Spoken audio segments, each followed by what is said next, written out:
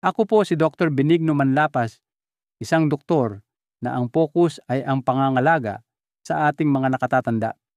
Minsan, sa isang pag-uusap namin ni Mang Lito habang kami ay nagkakape sa kanyang terasa sa Bigan, ibinahagi niya sa akin, "Dok, dati-rati may mga bagay na, na nagbibigay sa akin ng kapayapaan tulad ng aking meditasyon sa umaga o ilang sandali ng katahimikan bago matulog. Pero ngayon, parang nagmamadali at iba na ang pakiramdam. Hindi ko lubos maintindihan kung bakit. At marahil, hindi lang si Mang Lito ang nakakaramdam nito. Maraming kalalakihan sa buong Pilipinas, pagkatapos tumuntong ng 6 o 7, ay tahimik na nararanasan ng ganito nang hindi nagsasalita. Ang katawan ay dahan-dahang nagbabago, ngunit hindi maikakaila. Ang isipan ay nag-iiba rin, hindi dahil ito'y humihina, kundi dahil napakaraming panahon na ang ating pinagdaanan, kaya't minsan ay nakakalimutan na natin kung paano tunay na pakinggan ang ating mga sarili.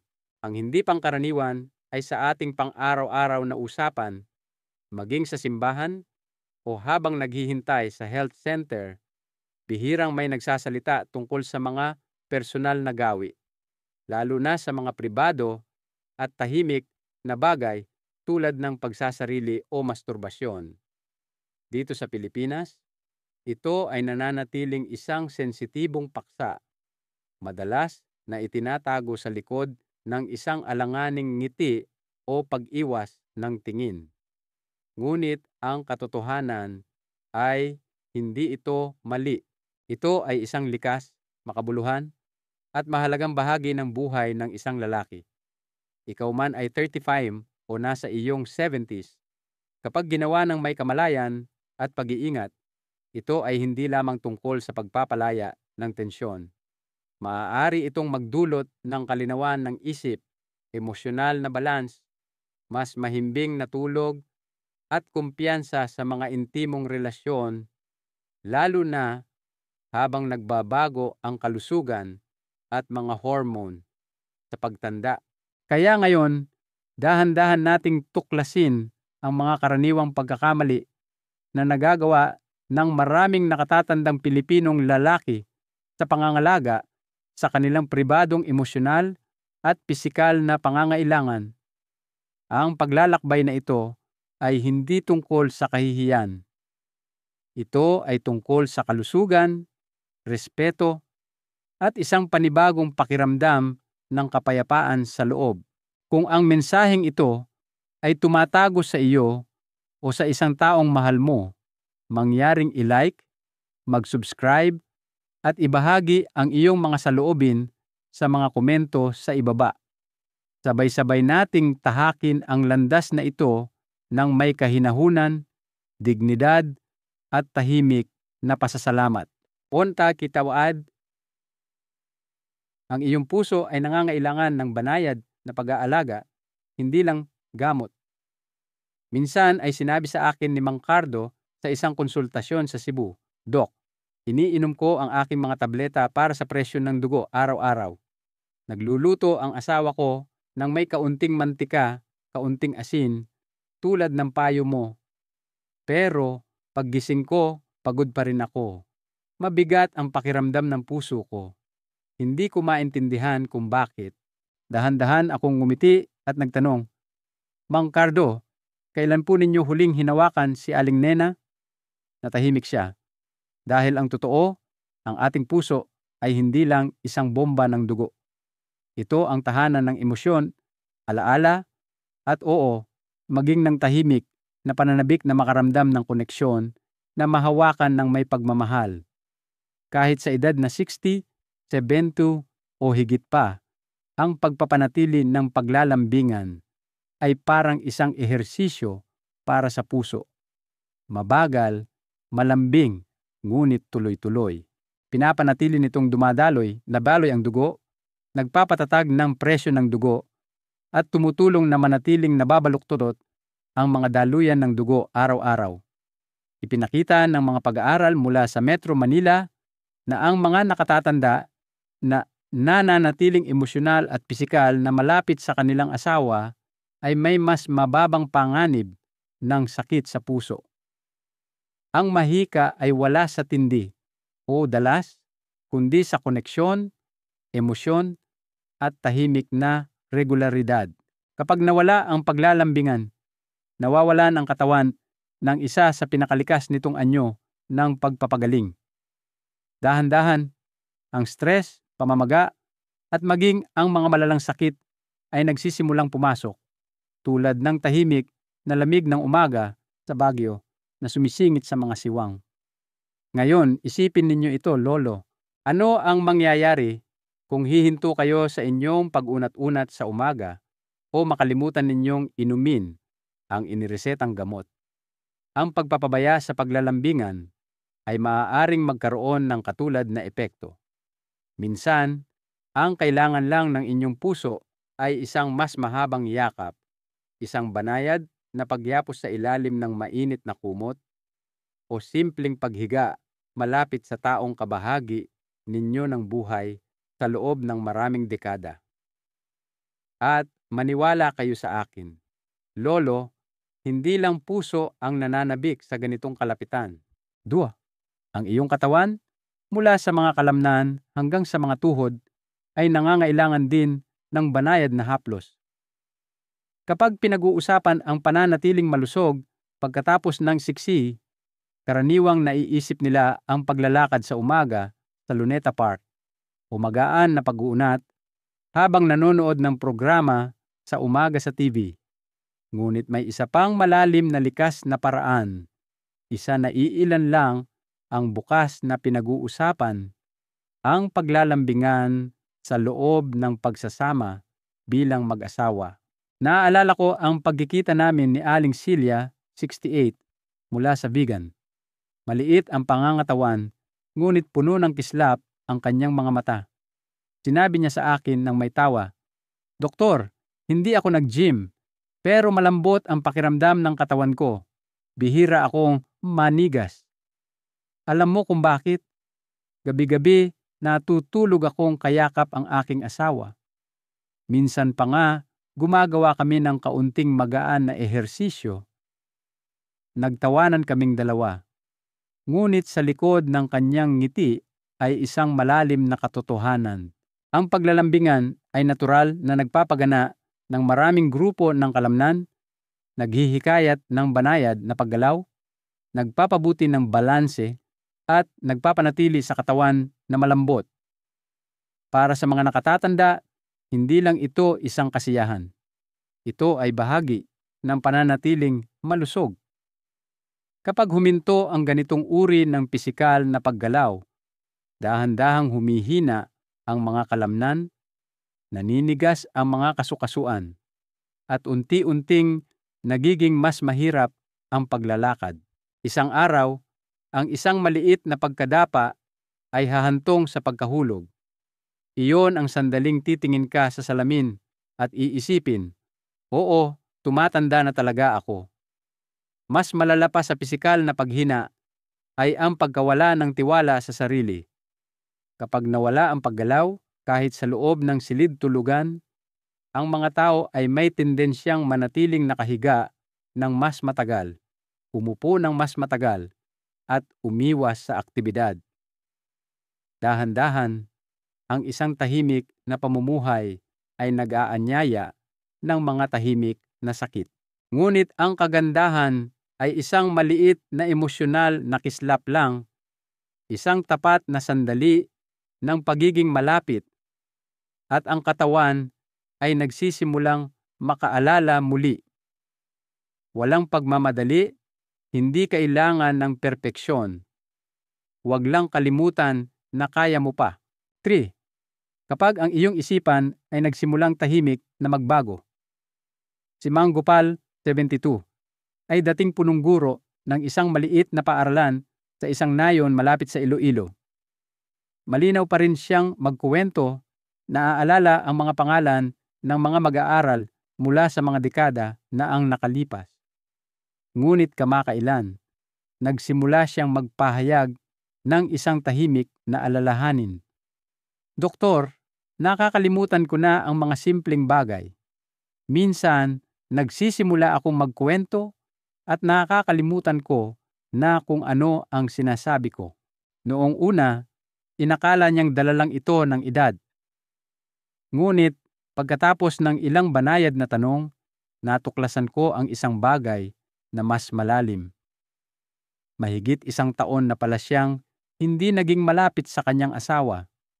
Hindi ko alam kung paano magsisimula ulit, doktor. Buntong hininga niya. Maaaring nakakagulat pakinggan, ngunit ang pisikal na paglalambingan ay may malakas na papel sa pagpapanatiling matalas ang isipan, lalo na habang tumatanda tayo. Sa mga sandali ng pagiging malapit, naglalabas ang katawan ng sarili nitong natural na gamot. Dopamine, oxytocin, endorphins. Hindi lang ito mga feel-good hormones. Sila ay mga mental na sustansya. Pinapakalma nila ang stress, pinapabuti ang memorya, at pinapanatiling alerto ang ating isipan tulad ng kampana ng simbahan sa katahimikan ng madaling araw. Sa edad na 60, 70 at higit pa kapag bumabagal ang buhay, ang pagpapanatiling mabilis at tumutugon ang isip ay nagiging mas mahalaga kaysa dati. At minsan, ang isang banayad na sandali ng pagmamahal ay mas marami pang nagagawa para sa utak kaysa sa isang buong Sudoku puzzle. Kung wala ito, ang utak ay nagsisimulang manahimik. Ang mga emosyon ay bumibigat, nabubuo ang pagkabalisa, at dahan-dahang nawawala ang memorya tulad ng buhangin na dumadaloy sa nanginginig na mga kamay ng panahon. Ang isip, tulad ng ating mga kalamnan, ay nangangailangan ng paggalaw at paglalambingan. Hindi kailangan ng anumang enggrande o matindi. Ang banayad at tapat na koneksyon lamang ay maaaring isa sa pinakasimple, pinakamagandang anyo ng ehersisyo sa isip. Dahil ang ilaw sa ating isipan ay hindi kusang kumukupas. Kailangan lang itong gisingin muli ng isang sulyap, isang mainit na kamay, o ng tahimik na hininga ng isang taong ating minamahal. At kapag kumukupas ang koneksyon, nagiging marupok ang kaligayahan.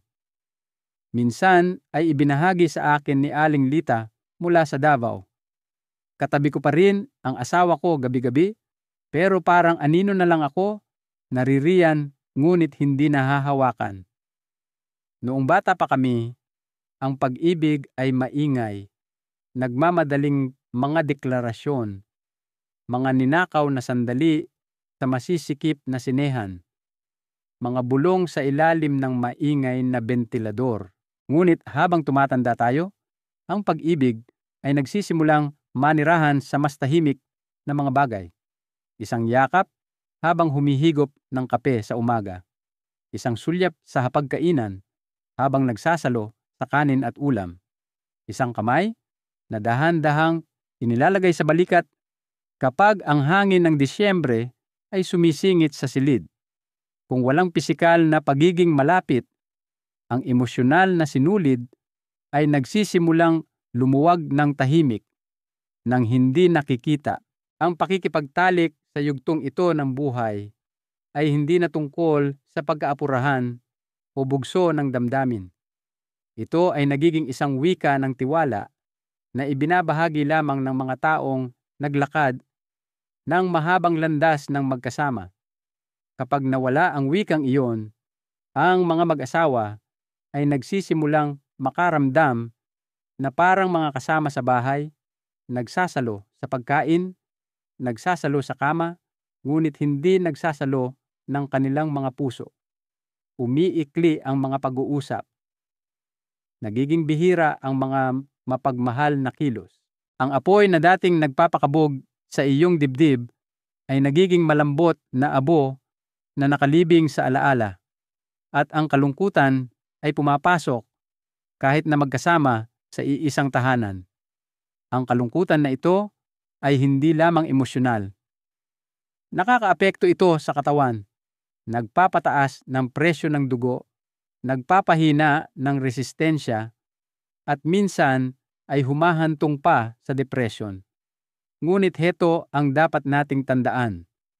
Ang emosyonal na pagiging malapit ay hindi nangangailangan ng mga engrandeng kilos.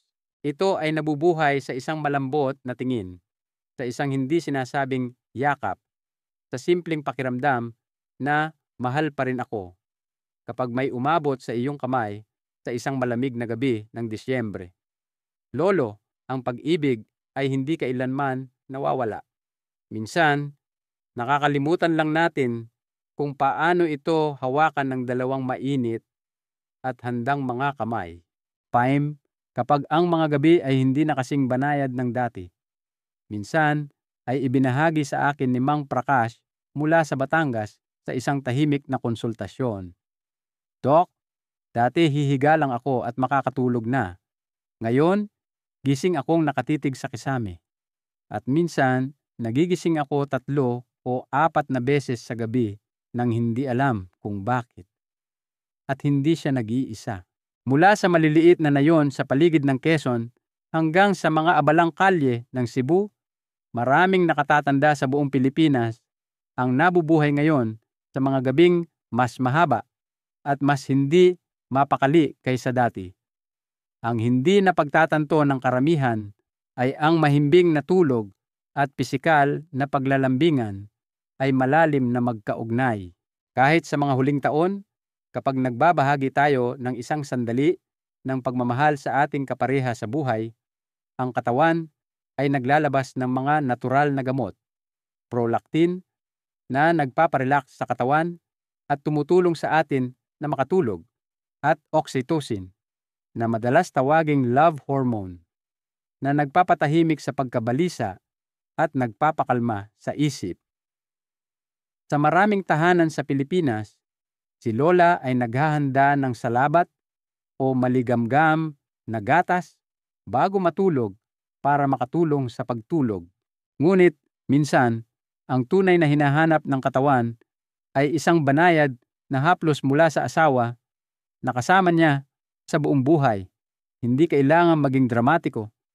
Minsan, ito'y simpleng pagpapatong ng iyong ulo sa kanilang balikat, isang malambot na kamay na humahaplos sa buhok bago patayin ang ilaw, o isang tahimik na paghawak ng kamay sa ilalim ng kumot sa isang malamig na gabi ng Disyembre.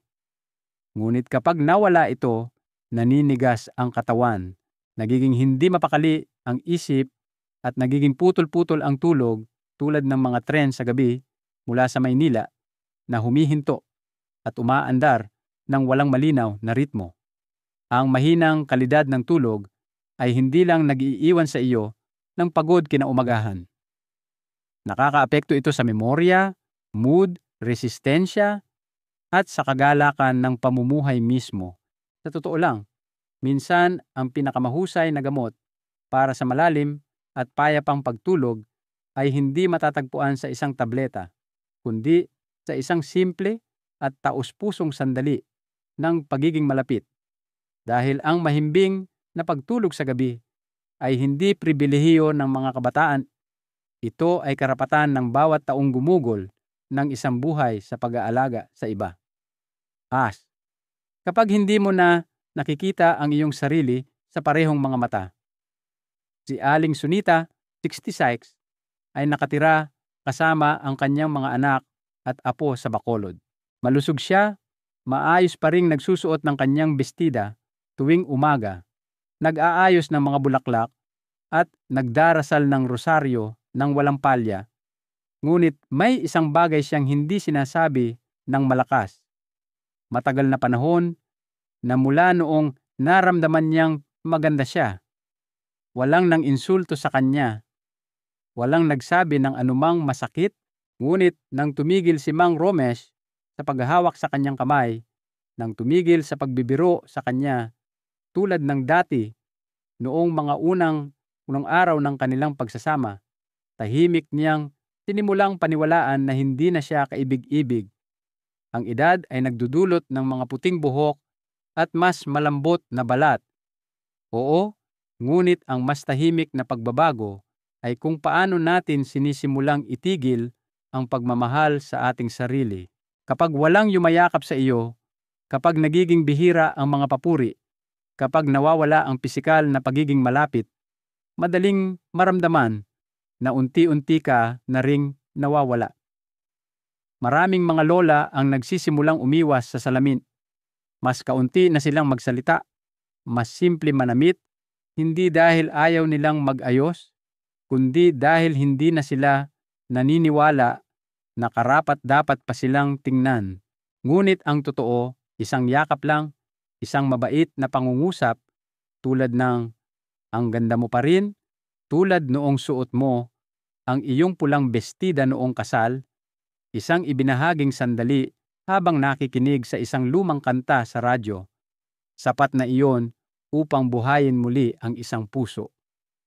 Kapag ang kislap na iyon ng pakiramdam ay muling napukaw, bumabalik ang kumpiyansa. Hindi lang sa silid-tulugan, kundi sa paraan ng kanyang paglakad, sa paraan ng kanyang pagngiti sa kanyang apo, sa paraan ng pagsuklay ng kanyang buhok habang nagluluto ng sinigang sa umaga. Walang edad kung saan humihinto ang isang tao sa pagiging karapat-dapat sa pag-ibig, at hindi kailanman huli upang muling magniningning gamit ang kagandahan na laging sa iyo. 7. Kapag nagsimulang humina ang iyong resistensya nang hindi mo namamalayan. Si Mang Haris, isang dating magsasaka mula sa probinsya sa Bicol, ay palaging malakas at matatag.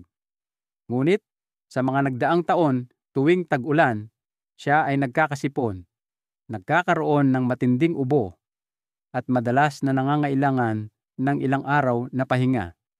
Ang kanyang asawa, si Aling Mina, ay balisang nagpapakulo ng lahat ng uri ng halamang gamot, dahon ng oregano, luya at pulot, na pinipilit siyang higupin sa buong araw, ngunit tila walang gumagana.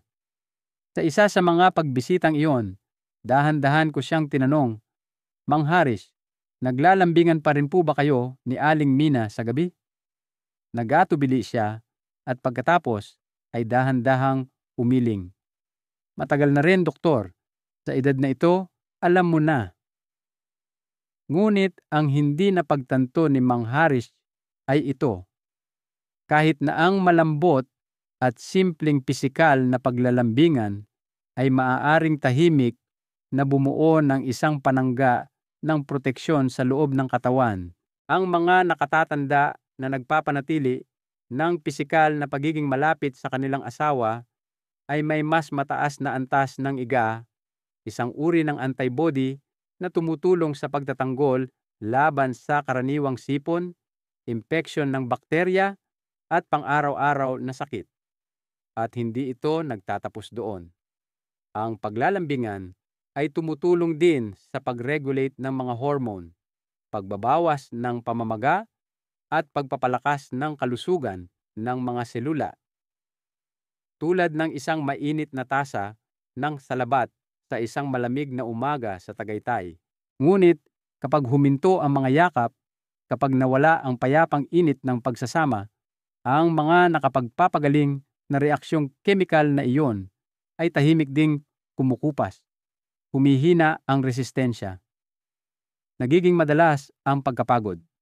Mas matagal gumaling mula sa mga sakit, at madalas hindi natin maintindihan kung bakit tayo gaanong pagod hanggat hindi pa huli ang lahat.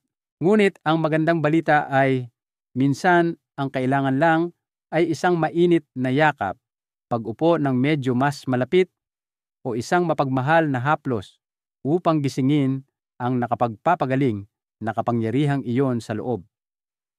Walang tableta, walang reseta, isang bukas na puso lamang na nais pa ring kumonekta. 8. Ang stress ay hindi lang sa isip naninirahan. Umaabot ito sa buong katawan. Si Aling Kamala, isang byuda mula sa Naga, ay gumigising ng maaga tuwing umaga. Nagdarasal siya, nag-aasikaso ng bahay, Inaalagaan ang kanyang mga apo. Ngunit sa loob, madalas siyang hindi mapakali. Minsan, mas mabilis ang tibok ng kanyang puso kahit na nakaupo lang siya. Minsan sa gabi, hindi siya makatulog. Mabigat ang kanyang ulo. Nanangkit ang kanyang mga balikat. Dahan-dahan akong nagtanong, "Aling Kamala, kailan po kayo huling may yumakap?" Nagbigay siya ng isang maliit at malungkot na ngiti. Mula nang pumanaw ang aking asawa, nakalimutan ko na kung ano ang pakiramdam niyon. Tahimik ang kanyang mga salita, ngunit ang kahungkagan na ipinahayag nito ay napakatotoo, kapwa sa kanyang katawan at kaluluwa. Sa tuwing nagbabahagi tayo ng tunay na pagiging malapit sa iba, nagsisimulang pagalingin ng ating katawan ang sarili nito. Ang mga hormone tulad ng dopamine, oxytocin, serotonin ay inilalabas na nagpapakalma sa mga nerbiyos, nagpapagaan ng puso, at nagpapagaan sa tahimik na kalungkutan na madalas ay walang pangalan. Sila ay parang isang panalangin sa umaga, hindi maingay, ngunit puno ng payapang biyaya, at kung wala sila, nagsisimulang maipon ang stress sa loob. Walang labasan. Nagiging iritable ka ng walang dahilan. Nakakaramdam ka ng lungkot na hindi mo maipaliwanag. Pagkatapos, nasisira ang tulog. Nagiging mababaw ang paghinga at dahan-dahang lumalamlam ang katawan tulad ng isang gasera na nauubusan ng langis. Madalas nating isipin ang paglalambingan bilang isang bagay na pribado o hindi kailangan sa yugtong ito ng buhay. Ngunit sa katotohanan, ito ay isa sa pinakalikas na gamot ng katawan laban sa presyon, pagkabalisa, at sa mabigat na katahimikan ng pagtanda. Iyon ang dahilan kung bakit ang isang simpleng haplos ay hindi lamang isang gawa ng pag-ibig. Ito ang ating tahimik na paraan ng pagsasabing, "Nandito pa rin ako, nagmamalasakit pa rin ako." 9. Kapag ang pagmamahal ng mag-asawa ay hindi na umaabot tulad ng dati. Marahil sa lahat ng mga bagay na nagbabago habang tumatanda tayo, ang tahimik na distansya sa isang pagsasama ay isa sa mga pinakatahimik at isa rin sa mga pinakamalungkot. Hindi dahil nawawala ang pag-ibig, kundi dahil ang paraan ng pagpapahayag natin nito ay kumukupas.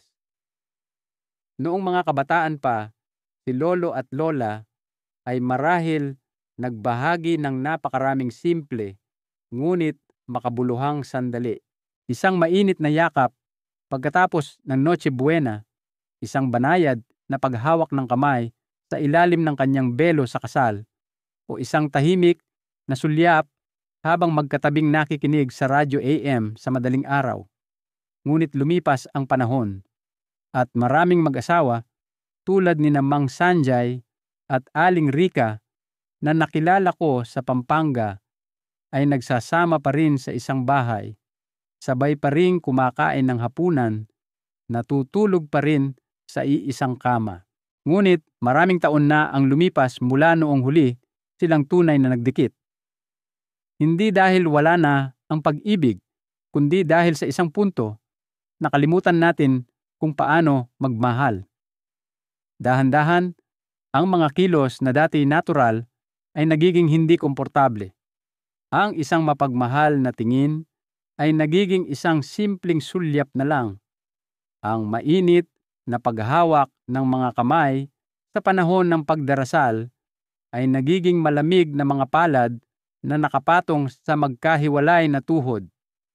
Ang lahat ay nagiging okay lang, at ang mismong okay lang na iyon ay nagsisimulang patuyuin ang pag-ibig na dating malayang dumadaloy. Ang paglalambingan ay hindi lang tungkol sa katawan.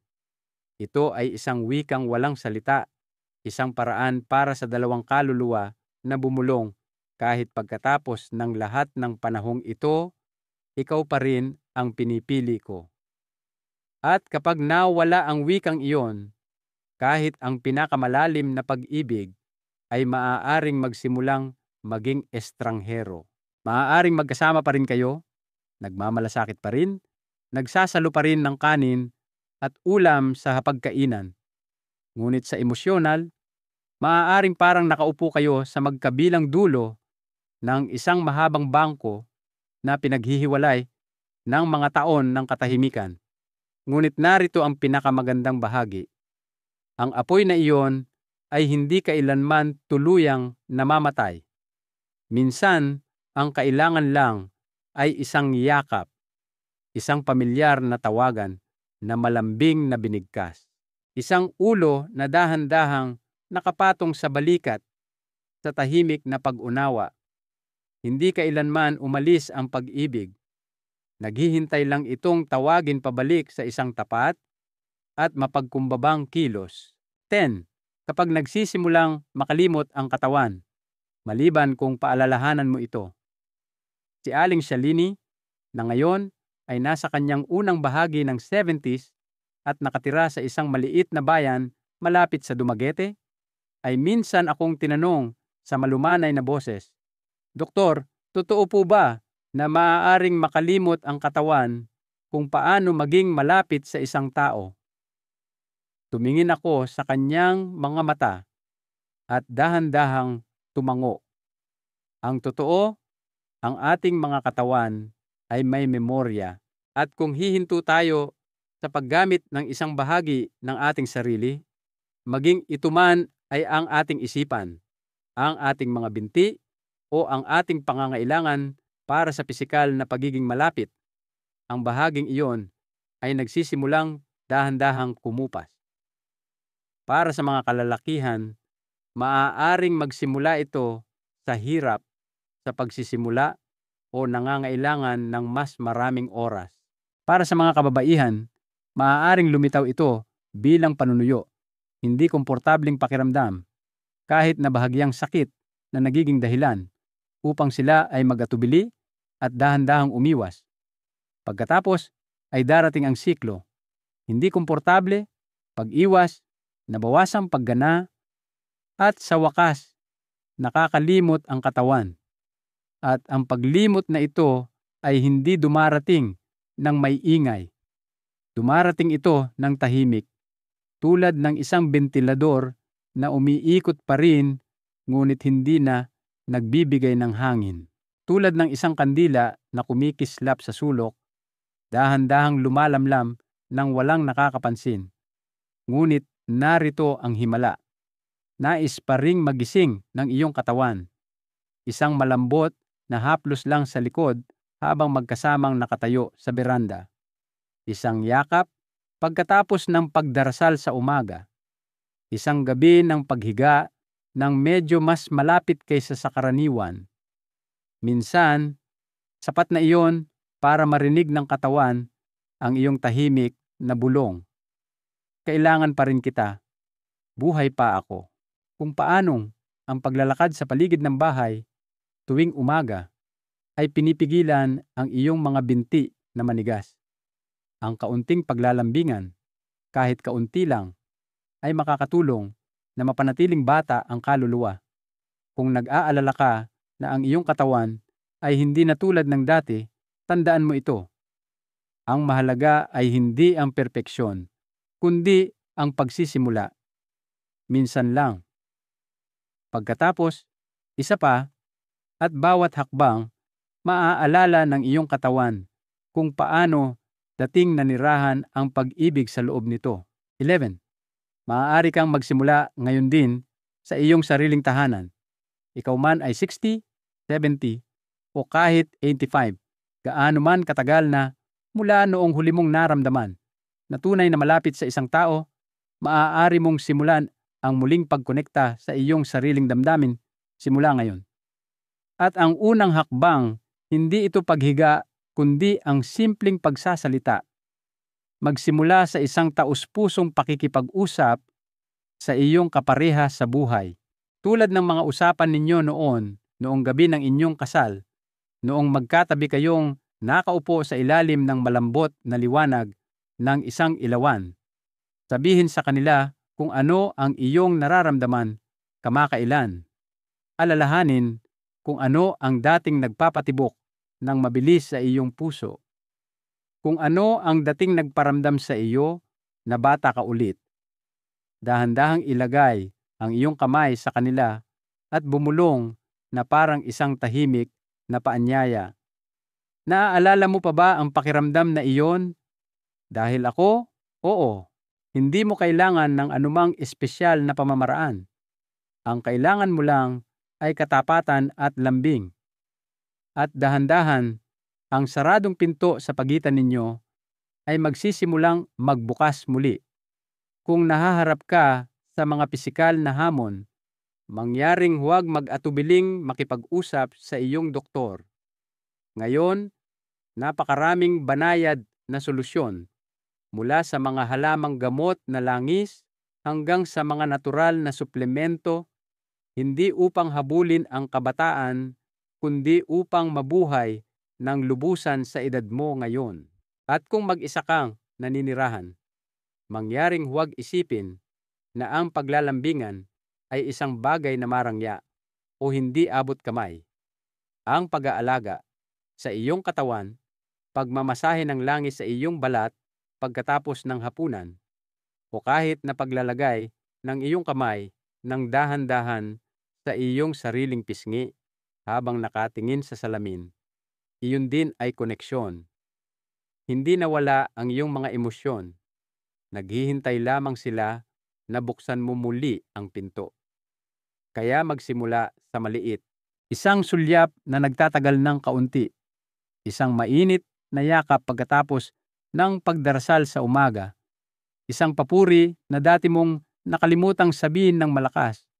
Walang pagmamadali, hindi kailangang maging perpekto. Ang kailangan mo lang ay pahintulutan ang iyong sarili na magsimula. Dahil ang kahinahunan sa loob mo, hindi ito kailanman umalis. Natulog lamang ito sandali at ngayon tahimik itong naghihintay na gisingin mo itong muli.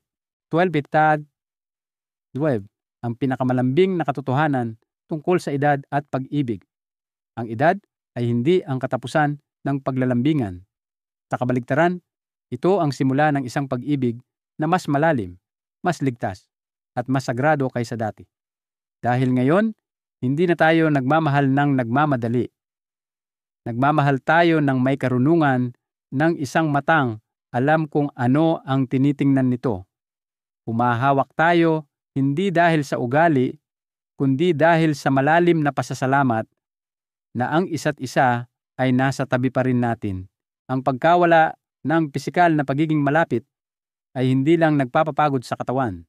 Tahimik nitong isinasara ang puso. Pinatatahimik nito ang isip. Ginugulo nito ang tulog. Ginagawa nitong karaniwan na lang ang mga relasyon. At minsan, nagsisimula tayong makaramdam na para tayong nawawala kahit nabuhay pa tayo. Ngunit ang totoo, hindi mo kailanman nawala ang kakayahang magmahal. Pinakalimot ka lang ng buhay, sandali na karapat dapat ka pa ring hawakan. Karapat dapat pa ring manginig mula sa isang yakap. Karapat dapat pa ring ngumiti kapag may bumulong. Napakaganda mo pa rin tulad noong araw na suot mo ang iyong pulang bestida sa kasal. Hindi mo kailangang bumalik sa iyong pagiging 20 anyos. Kailangan mo lang harapin ang araw na ito ng buo kung sino ka pa rin. Gamit ang mga kamay na maaaring nanginginig, ngunit nais pa ring humawak. Gamit ang isang puso na maaaring may sugat, ngunit nais pa ring magbukas. Humawak muli. Tumingin muli. Ngumiti muli. Dahil ang pinakamakinang na mga taon ng iyong buhay ay maaaring naghihintay pa lamang sa unahan. Ang mahalagang aral, ang pag-ibig at paglalambingan ay hindi damit na lumiliit habang lumilipas ang panahon. Ito ay pagkain para sa kaluluwa na mas lalong nagiging kailangan habang tayo ay tumatanda. Huwag hayaang ang katahimikan ay magnakaw ng init na pinagsaluhan ninyo ng maraming taon, ang isang simpleng haplos ngayon ay mas makapangyarihan kaysa sa 1,000 salita ng panghihinayang bukas. Kung ang video na ito ay nagpatigil sa iyo sandali o may nagpaalala sa iyong isipan, mangyaring ibahagi ito sa kanila. Sino ang nakakaalam, isang mensahe lang ay maaaring muling pag-alabin ang isang kandila na tila matagal nang nakalimutan. At kung nakaramdam ka kahit kaunting init mula sa mga salitang ito, mangyaring i-click ang like, mag-subscribe, at mag-iwan ng komento. Sapat na ang 1 linya. Isulat nyo po, "Gusto ko pa ring mahalin. Naniniwala ako na maririnig ng inyong puso ang mga salitang iyon ng mas malinaw kaysa dati." Hanggang sa muli nating pagkikita sa susunod na video kung saan patuloy naming ipapaalala sa inyo ng may kahinahunan at katotohanan, kayo ay karapat-dapat pa ring mahalin, hawakan, at mamuhay ng lubusan anuman ang inyong edad. Pagpalain po kayo.